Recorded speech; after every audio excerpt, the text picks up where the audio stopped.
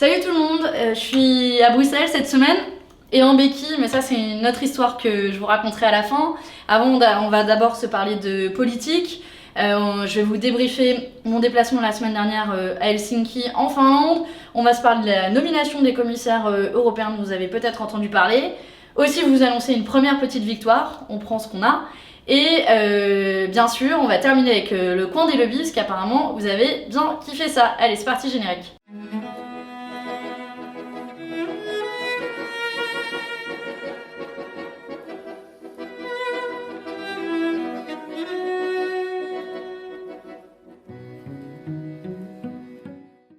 Alors la semaine dernière, j'étais à Helsinki, en Finlande, pour ma première conférence des présidents. La conférence des présidents, ça réunit les différents présidents de groupes du Parlement européen. Il y a 7 groupes au Parlement européen. Et la plupart du temps, ça se réunit pour décider par exemple de l'agenda des sessions plénières à Strasbourg. Et à titre exceptionnel, il y a certaines conférences des présidents qui se tiennent avec la présidence du Conseil, qui est une autre institution européenne, qui est assurée en ce moment par la Finlande. Donc on y est allé avec les autres présidents de groupe la semaine dernière. Et ouais, je pense qu'il y a plein de choses à débriefer. C'était 24 heures assez intenses et en même temps assez bizarre. Bizarre parce que c'est en fait un espèce de mini G7, ce truc qu'ils organisent. Donc c'est juste du protocole après du protocole et après du protocole. On arrive à Helsinki. Alors déjà, on monte dans une voiture, on est escorté par des voitures de police. Moi, j'avoue, je m'étais jamais fait escorter par des voitures de police. Donc, 3 voitures de police devant, 3 voitures de police derrière, c'était assez hallucinant. Et puis, voilà, on a rencontré le Premier ministre finlandais, les différents ministres aussi en charge des portefeuilles les plus importants, des députés finlandais. On avait des rendez-vous genre d'une demi-heure qui s'enchaînaient, ça va super vite. Et on a fait notre petite photo officielle en mode G7. Vous savez, vous montez les marches, là c'était du Palais des États, et puis vous avez votre nom écrit par terre pour savoir où vous placez, et puis vous êtes tous en rond d'oignon. Plus moi, comme je suis petite, on me voit pas malgré la manière dont ils ont fait la photo.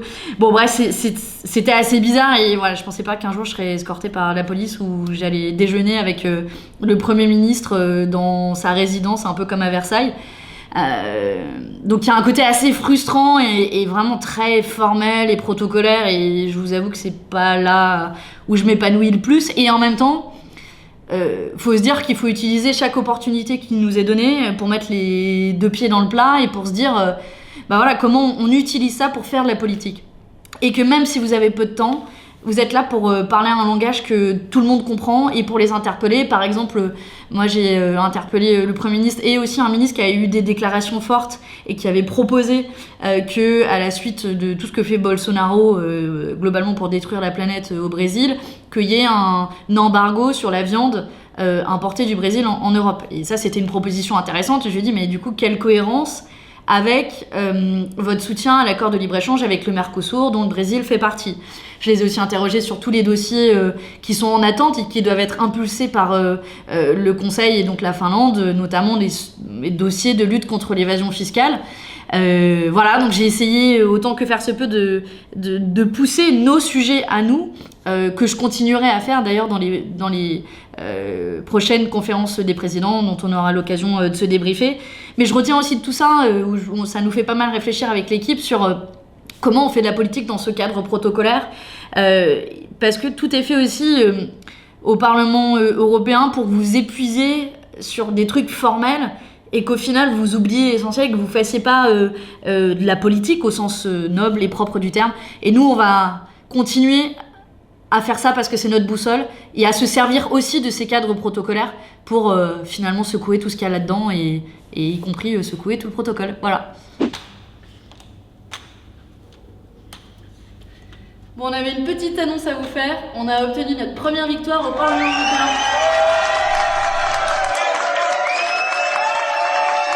Bon, en fait, c'est pas une si grande victoire que ça, mais c'est quand même quelque chose qu'on a obtenu et dont on peut être fier. On vous en avait parlé il y a quelques semaines. Il y avait le commissaire estonien et le commissaire roumain de la Commission européenne de Juncker qui avaient démissionné parce qu'ils avaient été élus au Parlement européen. Et du coup, ce cher Jean-Claude Juncker, il n'avait rien trouvé de mieux que de nommer de nouveaux commissaires, mais sans leur attribuer de fonction. Comme ils étaient ministres, ils auraient été une sorte de ministre fantôme, commissaire fantôme au niveau européen. Et c'est absurde parce que littéralement ils auraient été payés à rien faire pendant 2 mois jusqu'à la future commission. Et en plus le tout quand même ça a coûté 1 million d'euros, donc on aurait claqué 1 million d'euros d'argent public pour rien en fait, et pour leur donner je sais pas une retraite à vie. Donc forcément nous on a essayé d'utiliser les leviers qui étaient les nôtres. Moi je siège dans la commission des affaires juridiques, et dans cette commission en fait on doit donner notre feu vert pour la nomination de commissaires en analysant s'ils n'ont pas de conflit d'intérêts. Mais comme là, ils n'avaient pas de fonction spécifique, on appelle ça de portefeuille, on ne pouvait pas analyser s'ils avaient un conflit d'intérêt ou pas, parce qu'on ne savait pas de quoi ils étaient censés être en charge. Donc on a utilisé ce processus pour bloquer leur nomination. Mais ces petits malins, ils ont essayé de passer en force. On a appris dans la presse que malgré notre opposition, les 2 candidats commissaires, ils devaient être auditionnés 30 minutes à huis clos, alors que normalement ce sont des auditions qui sont publiques, qui durent plusieurs heures.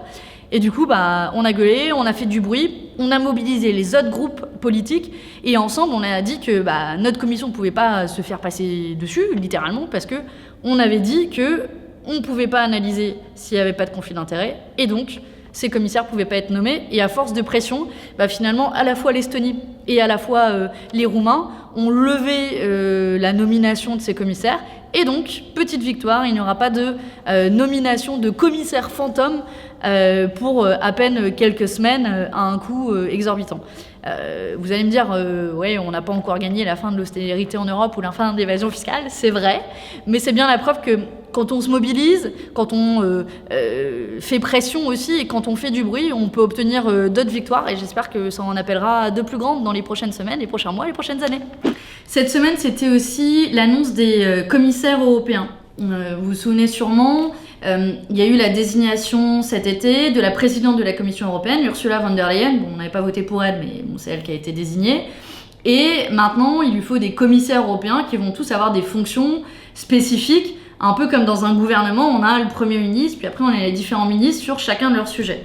Et donc là, cette commission complète a donc été annoncée cette semaine. Alors c'est un peu bizarre parce que d'abord les noms ont circulé sans qu'on sache leurs fonctions précises. Puis en plus c'est un nom par pays, donc chaque État qui désigne un nom. Globalement sur l'orientation générale de ce qu'on peut en voir pour le moment, c'est essentiellement on prend les mêmes et on recommence. À la fois politiquement, parce qu'il n'y a pas de réorientation de la politique européenne. Ils ne nous ont pas annoncé qu'ils vont investir massivement dans la transition écologique, faire une liste de paradis fiscaux ou mettre fin à l'austérité, par exemple.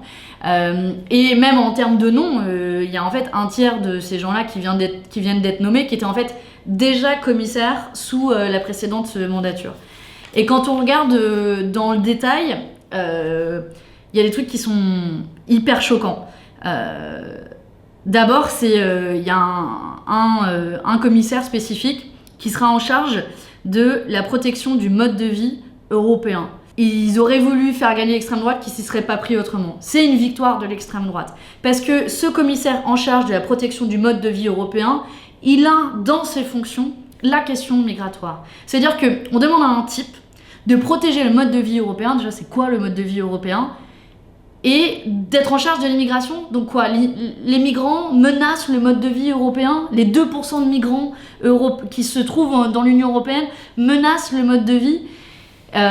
C'est une frontière hyper grave qui vient d'être franchie dans cette annonce et par cette Commission européenne qui présage rien de bon sur la politique migratoire européenne, qui est une politique militaire presque, et qui nous fait craindre le pire sur les barrières qui sont mises aux frontières de l'Union européenne, qui devient une espèce de forteresse, comme si c'était une forteresse assiégée. Voilà, ça fait partie des trucs scandaleux qu'il y a dans cette commission. Il y a aussi Sylvie Goulard, la française dans cette commission. Sylvie Goulard, en plus d'avoir des ennuis judiciaires, elle a quand même été rémunérée quand elle a été députée ici au Parlement 10 000 euros par mois par un think tank américain. Comme si les députés, on n'était pas assez payés pour être payés en plus 10 000 balles par mois. Honnêtement, je ne sais même pas ce que je ferais de tout cet argent en plus, vu comment les députés sont déjà bien et beaucoup trop payés. Et je crois qu'il faut le dire aussi. Et en plus, il a été révélé cette semaine qu'elle avait fait des copier-coller sur le lobby bancaire allemand. Bref, les lobbies auront une porte grande ouverte à la Commission européenne. Je suis sûre qu'elle est peut-être déjà en train de déjeuner ou de dîner avec eux. Hein. Voilà, et tout ça, en fait, tout ce processus, non seulement il y a l'orientation de la future Commission européenne qui est importante, et mine de rien, notre pouvoir à nous, d'eurodéputés, il va être assez limité, parce qu'on a juste le pouvoir de refuser ou d'accepter le package global, l'ensemble des commissaires européens. Et le deuxième pouvoir qu'on a, c'est de les auditionner dans les prochaines semaines. Ce qu'on va faire, évidemment, comptez sur nous pour les passer sur le grill. Et pour se battre, c'est-à-dire que l'orientation qui est donnée par cette Commission européenne n'est pas celle qu'on attend pour sauver la planète, pour lutter contre les inégalités. Donc on se donne rendez-vous dans les prochaines semaines pour les auditions.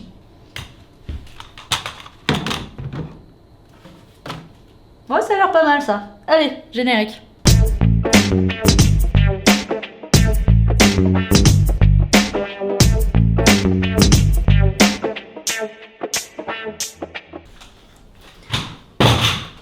Alors cette semaine, il faut vraiment que je vous en parle. On a le petit guide du parfait Trump climato-sceptique. C'est un truc qui s'appelle le spectacle du monde. Pour être honnête, je sais pas vraiment ce que c'est. Mais ils sont assez collectors en gros pour nous dire à quel point le changement climatique n'est absolument pas une réalité et tous ceux qui le disent ont tort. Par exemple là, ils nous mettent une belle photo de tornade. Ils nous disent une tornade au Kansas, contrairement au discours officiel, une augmentation de la température moyenne mondiale induirait plutôt une diminution des événements extrêmes. Oui, bien sûr, ça a été prouvé. Il y en a d'autres qui étaient assez collectors. Ah oui, là, il y a une manif de jeunes pour le climat. Et ils nous disent « Des lycéens parisiens manifestent pour sauver le climat, entre guillemets, puisque le climat n'a pas besoin d'être sauvé, un mélange parfait de vacuité scientifique, de pensée binaire et de militantisme hargneux. » Salut les hargneux, hein, que vous nous regardez tous, j'imagine que vous êtes tous reconnus. Moi, je sais pas qui c'est ces spectacles du monde, mais c'est quand même dangereux d'avoir ces gens-là qui s'adressent à des députés, qui s'adressent à des élus et qui leur disent le changement climatique c'est pas une réalité, tout va bien dans le meilleur des mondes, personne vit les conséquences du changement climatique, donc voilà, nous on va continuer à les combattre parce qu'il y a eux, mais il y en a encore beaucoup trop partout dans le monde pour que eux aussi comprennent les effets réels du changement climatique. Alors là, c'est le couloir principal du Parlement. En journée, ça grouille de gens, mais là, il est un peu tard parce que nos journées sont très longues au Parlement et qu'on bosse dur. Du coup, on est un peu tout seul avec Mathieu à se balader dans un Parlement bien vide, ça fait un peu bizarre. Et pour conclure cette vidéo, je vous avais promis de vous dire pourquoi je me suis retrouvée en béquille cette semaine. Pour tout vous dire, j'aimerais bien vous raconter une histoire glorieuse, genre comment je me suis battue avec l'extrême droite au Parlement, mais en fait il n'y a vraiment rien de glorieux. Désolée pour ceux qui s'attendaient à une histoire. Je suis juste pété bêtement en allant vouloir jouer au tennis de table en plus avec des amis et juste il y avait une marche qui faisait à peu près cette taille-là, je me suis tordue la cheville dessus.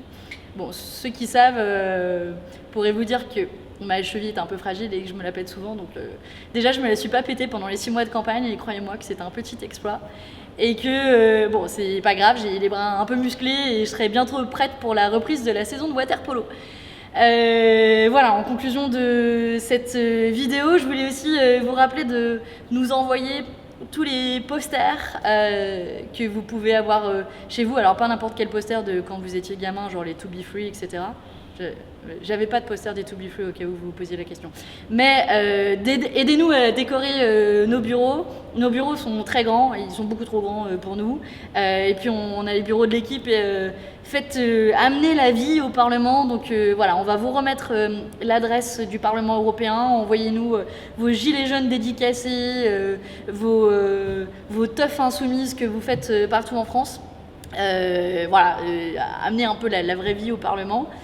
Et puis, comme d'hab, si vous avez aimé cette vidéo, n'hésitez pas à mettre un petit pouce pour un petit like, un petit j'aime, à la partager pour que tout le monde écoute mes bêtises partout, et à vous abonner à la chaîne YouTube pour être prévenu pour les prochaines vidéos. D'ici là, on se revoit la semaine prochaine à Strasbourg, première session plénière de rentrée. A priori, ça va être la nomination officielle de Christine Lagarde, donc on va revenir un peu sur le sujet la semaine prochaine. Et puis avec une petite fête de l'humanité entre temps. Voilà, allez, à très bientôt.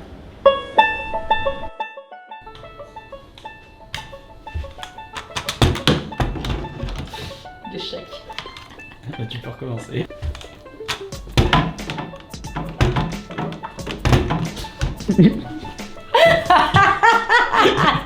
Tu peux refaire.